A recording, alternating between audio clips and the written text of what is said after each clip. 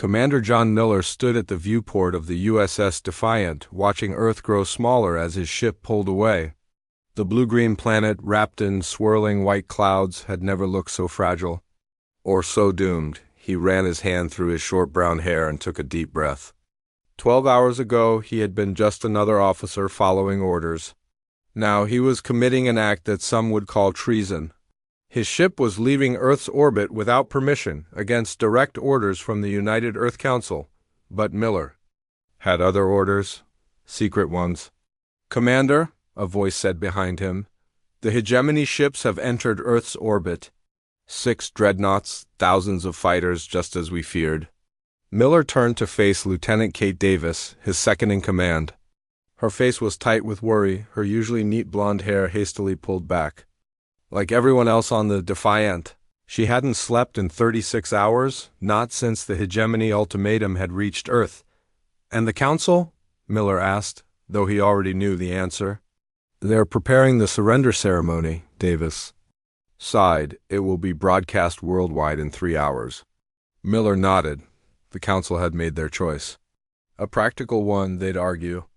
The hegemony controlled most of the known galaxy.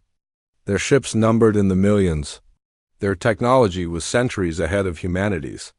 Fighting them would mean the death of billions, perhaps the end of the human race. "They think they're saving lives?" Miller said quietly. "Aren't they?"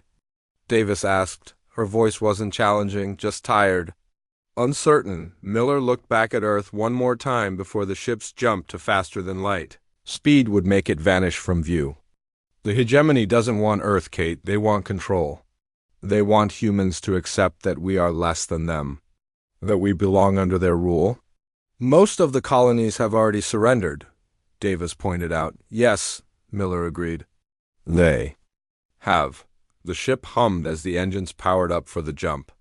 Miller walked from the viewport to the command chair in the center of the bridge.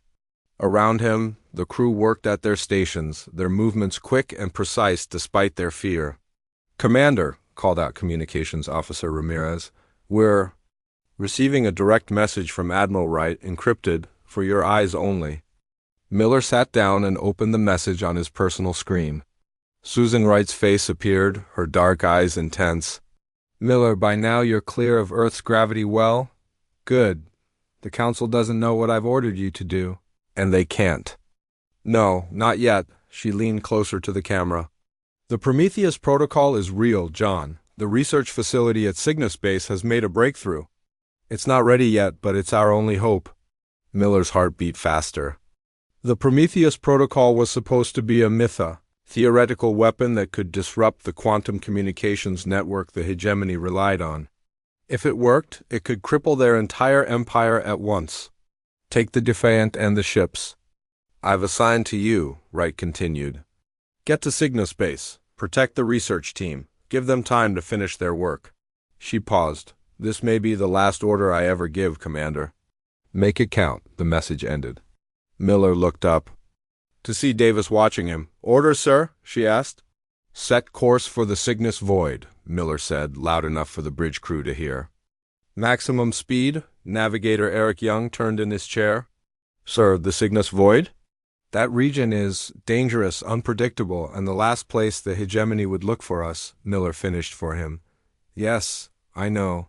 Young nodded and turned back to his console. The rest of the bridge crew exchanged glances but said nothing. They trusted Miller. He had earned that trust over years of service. But now he was asking them to leave Earth just when it faced its greatest threat. "Commander," Davis said quietly, stepping closer to his chair, "the crew deserves to know what we're doing. Why we're running when Earth is about to fall." Miller stood up. "You're right. Shipwide communication, please." Ramirez pressed a few buttons. "Channel open, sir." Miller took a moment to gather his thoughts. The words had to be right. These might be the last free humans in the galaxy soon. "This is Commander Miller speaking. By now, you all know that the hegemony has arrived at Earth. You know that the Council has chosen to surrender rather than fight a war they believe cannot. B1," he paused, "I understand their choice. I respect their desire to save lives. Miller walked to the center of the bridge, but I cannot accept it. Not because I think we can defeat the hegemony in open battle, we can't. Not because I want to die fighting, I don't. But because what the hegemony demands isn't just our surrender, it's our submission. Our acceptance that humans are meant to serve, not to decide our own fate. He looked around at the faces of his bridge crew. History has taught us that there are things worth fighting for. Even when victory seems impossible, freedom, dignity, the right to stand on our own feet. The ship hummed as it prepared to jump to FTL speed. The hegemony has demanded that humanity kneel. The Council has chosen to obey, but we will not. As long as the Defiant flies, as long as any of us draw breath, humanity stands. Miller returned to his chair. We are not running away. We are carrying the fight forward in the only way that offers hope. I can't tell you more than that right now. But I can promise you this. What we do in the coming days will determine whether humanity lives as slaves or dies free. The bridge was silent. Then Navigator Young spoke up. I didn't join Starfleet to kneel to aliens, sir. Neither did I, said Weapons Officer Paul Grant. One by one, the others voiced their agreement. Davis was the last. She stood straight, her earlier doubt replaced by resolve. The Defiant stands with you, Commander, she said. Miller nodded, feeling the weight of their trust. Thank you. Now let's get to work. We have a long journey ahead. The ship's computer counted down to the FTL jump. Earth vanished from the viewport, replaced by the streaking lights of faster-than-light travel dot in orbit around the planet they'd left behind. The hegemony ships positioned themselves over major cities. In the United Earth Council chamber, officials prepared the formal surrender. They would kneel before the hegemony's ambassador, accepting their new place in the galactic order, but somewhere in the darkness between stars, 7 ships carried a different message, a promise that humans would stand tall, whatever the cost. A warning that freedom, once tasted, was not easily forgotten, and a reminder that sometimes the price of kneeling was too high to bear.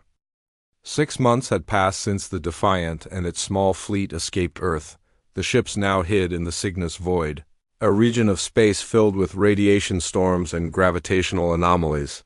The hegemony avoided this area, which made it perfect. For a secret base, Miller walked through the narrow corridors of Cygnus Base, a research station built into a large asteroid. The walls were bare metal, the lighting dim to save power. As he passed, crew members nodded respectfully, but he saw the question in their eyes. The same question that kept him awake at night. Had they made the right choice? He entered the main lab where Dr. Alan Carter worked on the Prometheus protocol. Carter was a thin man with glasses and perpetually messy hair. Dark circles under his eyes showed he rarely slept. Commander, Carter said, looking up from his workstation. Good timing. We just finished another test. Miller glanced at the data screens. Any progress? Carter sighed and rubbed his eyes. Some. The quantum disruption field is stronger than last time, but still not enough to affect hegemony systems beyond a few hundred kilometers. He pointed to a simulation on his screen. We need it to work across light years if it's going to be useful. How much longer? Miller asked. I don't know, Carter admitted. Could be a week. Could be a year. We're working with theoretical physics here. Trial and error is the only way forward. Miller nodded. He had expected this answer, but it still disappointed him. Keep working, Doctor. It's all we have. He left the lab and headed to the command center. Lieutenant Davis was there, reviewing supply inventories on a large screen. How bad is it? Miller asked. Davis didn't sugarcoat the truth. Bad. We're down to 3 months of food at current rations. Fuel cells for the ships are at 40%. Medical supplies? She paused. We lost 2 people last week because we didn't have the right medicine. Miller felt each word like a physical blow. The supply run to Proxima Colony? Too risky, Davis said. Our scouts report increased hegemony patrols in that sector. They might be looking for us specifically. Miller walked to the main view screen, which showed the swirling radiation storms outside the base. Beautiful and deadly, like so much in space. What are we hearing from Earth? he asked. Davis pressed a button, and the screen changed to show various reports collected by their few remaining contacts. The hegemony occupation is proceeding as expected. Major cities have hegemony governors. Humans who cooperate get better treatment. Those who resist. She didn't need to finish. They had all seen the public executions broadcast as warnings. And the integration process? Miller asked quietly.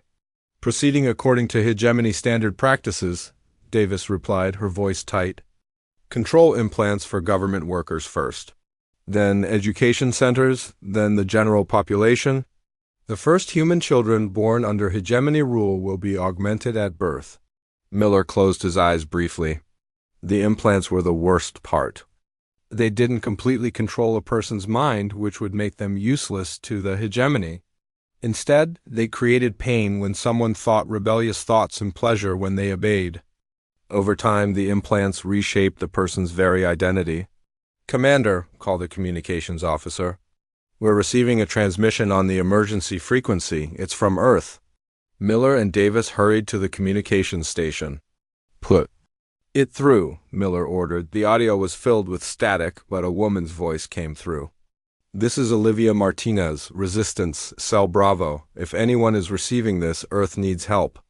The hegemony has begun Phase 2 of planetary integration. They're terraforming the southern hemisphere to suit their biology. Millions are being relocated to work camps off-planet. Miller leaned closer to the speaker. This is Commander Miller of the USS Defiant. We're receiving you, Martinez. What's your situation? More static, then, Miller, the Miller? They said you were dead, or a traitor. Her voice grew stronger. Doesn't matter now. Situation is desperate. Resistance is fragmented. We have cells in most major cities, but we're losing ground. The hegemony found our main base in the Rocky Mountains last week. Hundreds dead or captured. What about Admiral Wright? Miller asked. A long pause. Executed 3 months ago. She refused the implant. They made an example of her. Miller exchanged a look with Davis. Wright had known the risk when she stayed. Behind. Martinez, we're working on a way to fight back, Miller said. But we need time.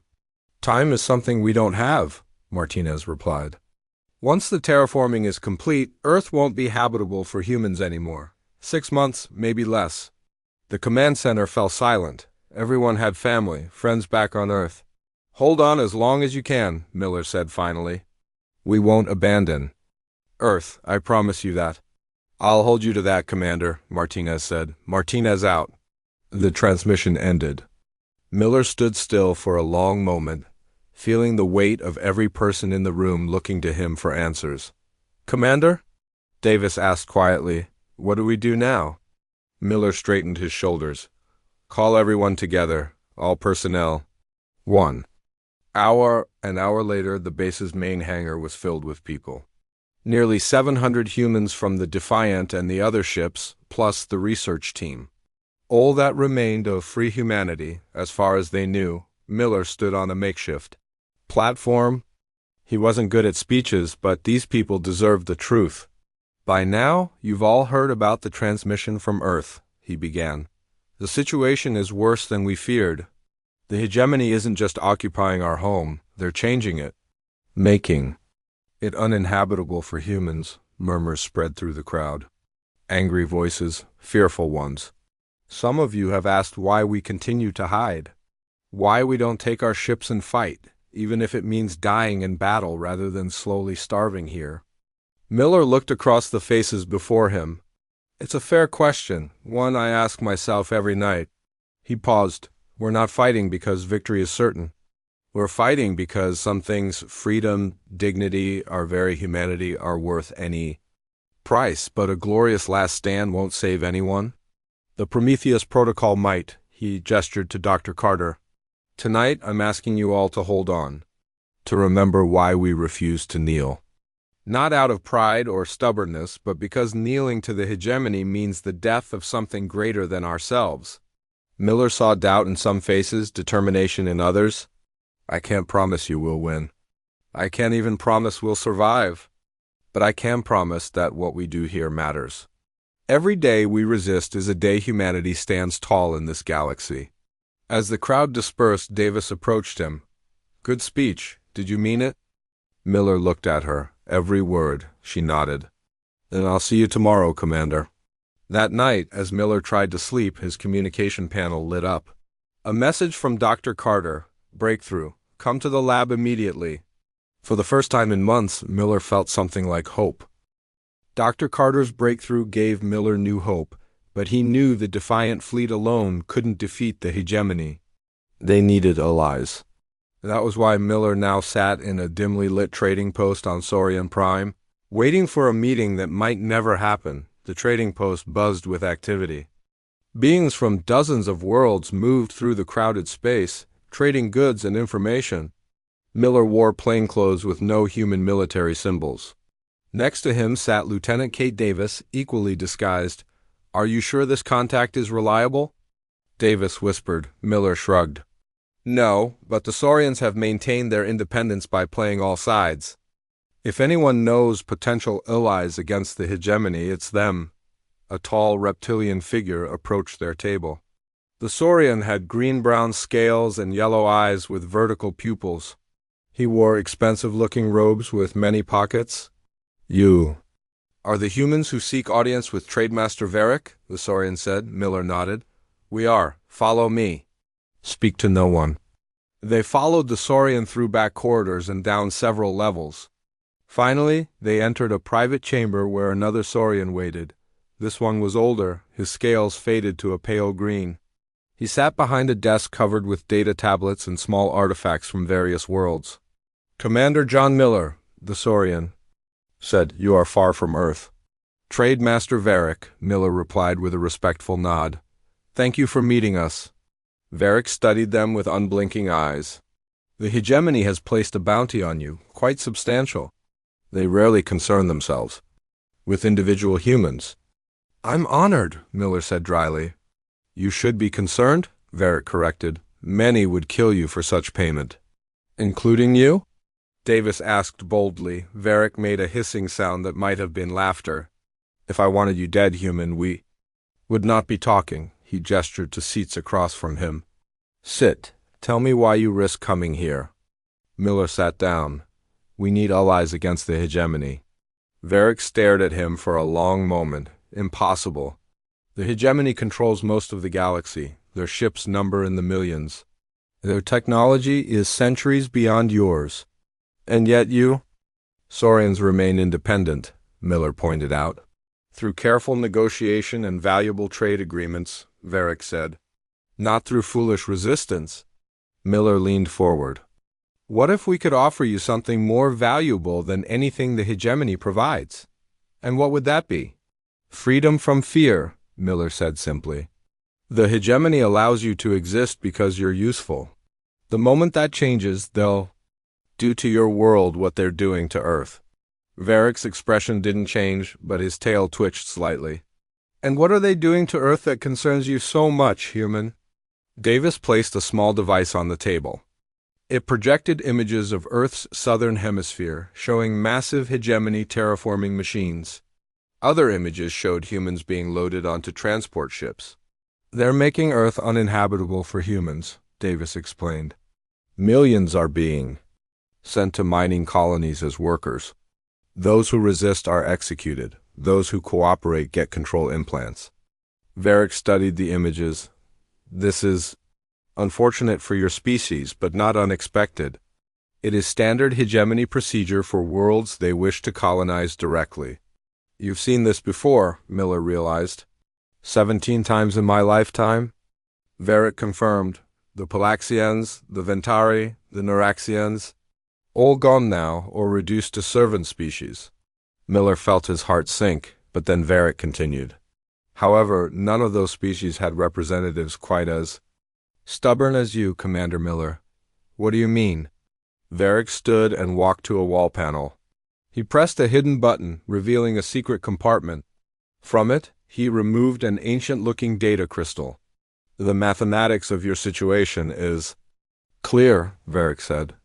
Resistance is impossible given hegemony resources versus your own. He paused. And yet you resist anyway. This suggests there are factors in your equation that cannot be quantified. He placed the crystal on the table. Perhaps. Such factors deserve further study. Miller looked at the crystal. What is this? Information, Varric said. The Hegemony's Council is divided over the human resistance. Some advocate complete destruction of Earth as an example to others. Some fear such extremism might trigger rebellions on other subjugated worlds. He pushed the crystal toward Miller. This contains the locations of other resistance groups that might be persuaded to join your cause. Miller picked up the crystal carefully. Why help us? Varric returned to his seat. The Saurians have survived by understanding which way the solar winds blow. Perhaps they are changing direction. His yellow eyes fixed on Miller. Or perhaps I simply find your refusal to kneel mathematically interesting. Back aboard the Defiant, Miller called his senior officers together. Commander Peter Rodriguez, his tactical officer, studied the data from Varric's crystal. The Noraxians, Rodriguez said with surprise. I thought they were extinct. Nearly, Miller replied. According to Varric, the survivors were forced to serve as elite hegemony shock troops, but many secretly maintain their warrior code and hatred. Of their masters, can we trust them? Davis asked. We have to risk it, Miller said. The Noraxians were the last species to hold out against the hegemony before humans. They fought for decades. If anyone knows the hegemony's weaknesses, it's them, Rodriguez nodded. Their leader is called Crag. The data gives us a way to contact him, but it will be dangerous. We'll need to infiltrate a hegemony military outpost. Then that's what we'll do, Miller decided. Lieutenant Davis, you'll lead the mission. Take our best people. 2 weeks later, Davis returned with unexpected guests. 3 Noraxians stood on the Defiance Bridge, their massive frames making the space seem smaller. They had tough, gray skin and ridged foreheads. Their eyes glowed faintly. Orange Dot, the largest, stepped forward. I am Crag, he said in a deep, rumbling voice. Commander of the last free Noraxian warriors. Miller stepped forward and extended his hand in the human greeting gesture. Commander John Miller of Earth. Crag looked at Miller's hand, then grasped it firmly. Lieutenant Davis showed us what the hegemony is doing to your world. It is the same thing they did to ours 300 years ago. His orange eyes blazed brighter. We have waited centuries for allies with the courage to stand against them. We have courage, Miller said. What we lack is numbers and firepower. Crag made a sound like stones grinding together, a Noraxian laugh. Numbers and firepower can be found. The galaxy is full of species who hate the hegemony but fear to act alone. He looked around the bridge. Your Lieutenant Davis also spoke of a weapon. Something that could disable hegemony systems, Miller nodded. The Prometheus Protocol. It's still being developed, but we've had a breakthrough recently. Then we have much to discuss, Commander, Crag said. My warriors have infiltrated hegemony forces for generations. We know their weaknesses, their patrol routes, their command codes. He bared his teeth in what might have been a smile. And we know others who would join us if they believed victory was possible. For the first time since leaving Earth, Miller felt something beyond hope. He felt the beginning of a real plan. Let's get started then, he said. We have a galaxy to free. 3 months after meeting with the Noraxians, Miller stood on the bridge of the Defiant, looking at a holographic map of the galaxy. Small lights glowed across the map, each representing an ally in their growing resistance. 5 species had joined their cause. It wasn't enough to challenge the hegemony directly, but it was a start. The Allied fleet is assembled and waiting for your orders, Commander, said Lieutenant Davis. She looked different now, harder, more focused. The past 9 months had changed them all, Miller nodded. And the Prometheus Protocol? Dr. Carter says it's ready for deployment, Davis replied. But there's something he needs to discuss with you, in private. Miller frowned but followed Davis to the science lab. Dr. Carter was waiting, looking more exhausted than ever. On a table sat a device about the size of a small suitcase, the Prometheus Protocol Deployment Unit. Commander, Carter said, his voice strained, we've completed the final tests. The protocol works. It will disrupt the hegemony's quantum communication network across the entire galaxy, just as we hoped. Miller felt a surge of hope. That's excellent news, Doctor. Carter shook his head. There's a cost I didn't foresee. He gestured to the device. The quantum disruption creates a feedback loop. The ship that deploys it won't survive. Silence filled the lab. Miller stared at the device, such a small thing to cost so much. You're certain? He asked finally. I've run the calculations 100 times, Carter said. The energy requirements alone would overload any ship's systems. Add in the quantum feedback. He trailed off. Miller placed a hand on the device. Then we'll need volunteers for a one-way mission. I'll go, Davis said immediately. Miller shook his head. No, we'll discuss this later. He turned back to Carter. How close do we need to be to HFY for this to work? Carter blinked in surprise. HFY was the hegemony. Throne world, the most heavily defended planet in the galaxy. You want to hit them at their center? Carter asked. Cut off the head, Miller said with a nod. Will it work? Carter thought for a moment. Yes, actually HFY would be ideal. It's the central hub of their network. The disruption would spread from there to the entire empire. Then that's our target, Miller decided. Get the device ready for transport, and Carter ... thank you for everything. As Miller left the lab, Davis followed him. Commander, we need to talk about who's taking that device to HFY. Miller kept walking. There's nothing to discuss, Lieutenant. With respect, sir, there is, she insisted. You're planning to take the Defiant yourself, aren't you? Miller stopped and faced her. Yes, that's not your decision alone, Davis said. This mission belongs to all of us. We all left Earth. We all refused to kneel. Miller was about to respond when his communication device buzzed. Miller here? Commander, came the urgent voice of Communications Officer Lisa Bennett. We're intercepting a hegemony transmission about Earth. You need to see this immediately. Miller and Davis rushed to the bridge. Bennett played the transmission on the main screen. It showed hegemony ships deploying massive atmosphere processors around Earth. They've accelerated the terraforming process, Bennett explained. According to this transmission, Earth's atmosphere will be unbreathable to humans within 7 days. Miller felt like he'd been punched in the stomach. 7 days. Millions of humans still lived on Earth, including the resistance fighters like Olivia Martinez. Contact our allies, Miller ordered. The attack begins now. Hours later, the Allied fleet gathered for a final briefing. Ship commanders from 5 species joined by hologram in the Defiant's war room. Crag represented the Noraxians. Trade Master Varric spoke for the Saurians. Representatives from the Altari, Vex, and Zephyrin species completed the group.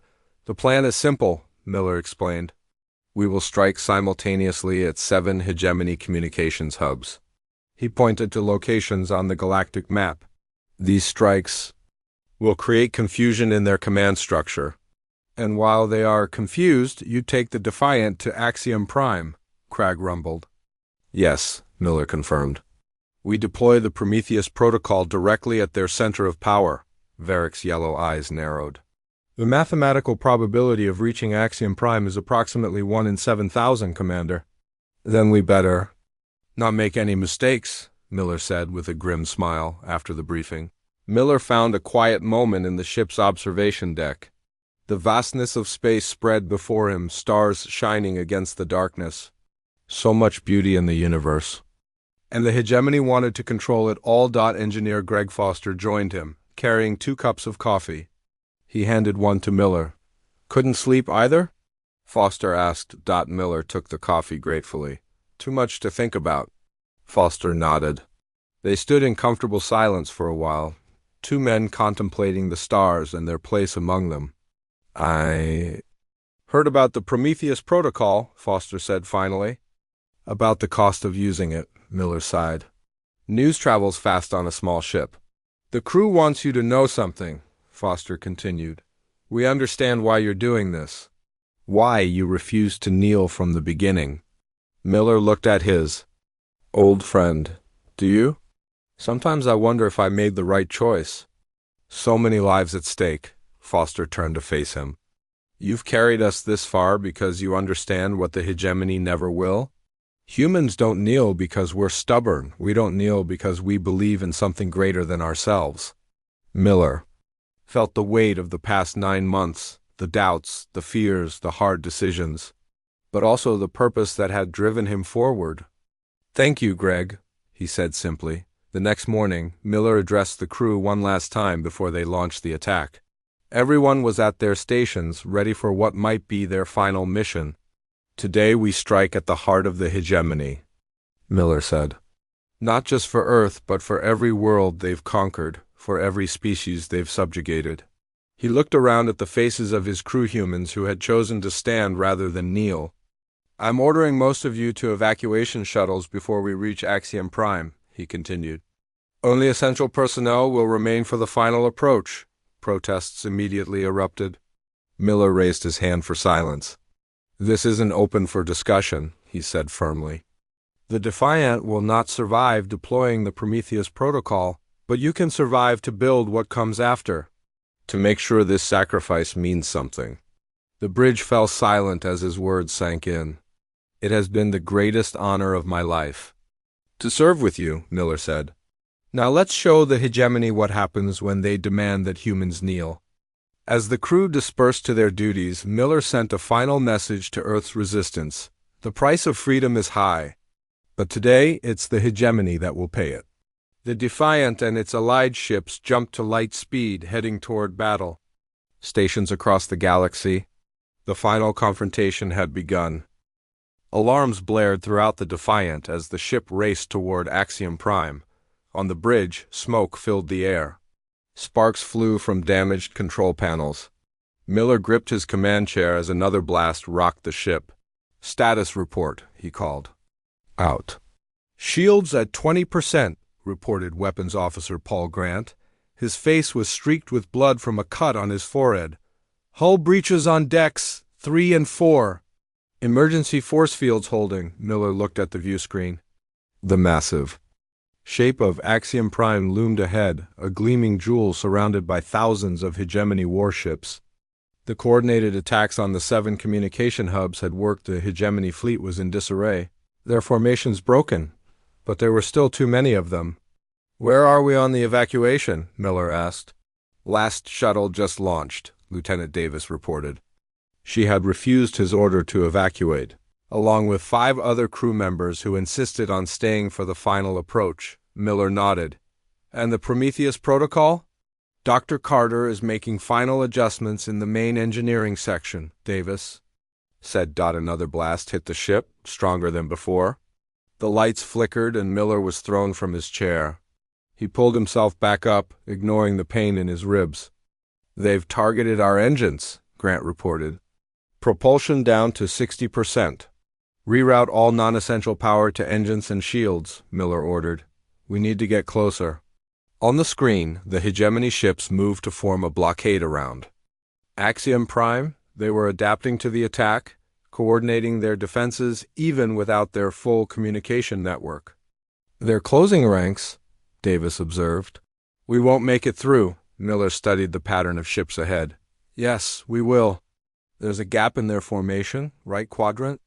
He took manual control of the ship, something he hadn't done in years. His hands moved across the console with practiced skill. The Defiant responded, diving beneath a hegemony dreadnought and spinning to avoid a barrage of weapons fire. Commander, came Dr. Carter's voice over the comm system. The protocol is ready, but I've made a discovery. Kind of busy right now. Doctor, Miller said as he guided the ship through the enemy formation. This is important, Carter insisted. I can modify the device to target only the hegemony's control systems. Their ships, their implants, their terraforming equipment, it will all shut down, but it will leave other systems intact. Miller dodged another blast. How does that help us? It means Earth will be spared, Carter explained. And double quotes, he hesitated. It means I need to stay with the device to make the adjustments as we approach. I can't leave. Miller understood what Carter was saying. The scientist was volunteering to die. Understood, Doctor, Miller said quietly. Make it happen. The Defiant punched through the last line of defense. HFY filled the view screen. Now, its gleaming cities and orbital platforms visible on the surface. We're in range, Davis announced. Miller opened a channel to engineering. Dr. Carter, we're ready. Just a few more seconds, Carter replied, his voice steady despite what was coming. Almost there, ... The ship shuddered as another hit landed. Warning lights flashed across every console. Multiple system failures, Grant reported. We're losing power. Hold it together, Miller urged the ship as if it could hear him. Just a little longer. It's done, Carter's voice came through. Initiating the protocol now. A strange hum filled the ship, rising in pitch until it was almost painful.